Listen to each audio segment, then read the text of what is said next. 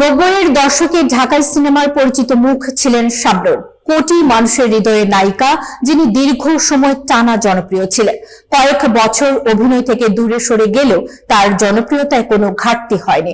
শাবনূরের ক্যারিয়ারের সবচেয়ে উজ্জ্বল মুহূর্তগুলোর মধ্যে অন্যতম দুই নয়নের আলো সিনেমা, যা তাকে এনে দেয় একমাত্র জাতীয় চলচ্চিত্র পুরস্কার।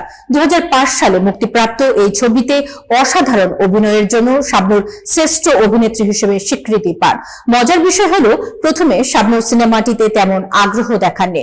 পরিচালক মোস্তাফিজুর রহমান মানিক তখন বিশ্ববিদ্যালয়ের দ্বিতীয় বর্ষের ছাত্র ছিলেন। তবে শাবনূরের 4 সপ্তাহের নিরবচ্ছিন্ন শিডিউল এবং সহযোগিতা মানিককে অনুপ্রাণিত করেছিল।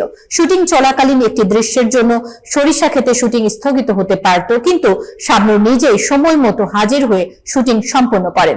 এমনকি পরিচালককে বিশ্ববিদ্যালয়ে পৌঁছে দেওয়াও তার সহানুভূতির নিদর্শন। দুই নয়নের আলো মুক্তির পর শাবনূরের ক্যারিয়ারে নতুন দিগন্ত উন্মোচন হয়। সিনেমাটি শুধু তার জাতীয় স্বীকৃতি নয়, শ্রেষ্ঠ গায়ক ও গায়িকা বিভাগেও পুরস্কৃত হয়। এই সিনেমার মাধ্যমে শাবনূর প্রমাণ করেন তিনি ছিলেন সময়ের সবচেয়ে নির্ভরযোগ্য নায়িকা। আজ শাবনূর অস্ট্রেলিয়ায় থাকলেও রূপালী পর্দার ব্যস্ত দিনগুলো পেছনে ফেলে দুই নয়নের আলো তার ক্যারিয়ারের সবচেয়ে উজ্জ্বল অধ্যায় হিসেবে আজও স্মরণীয়।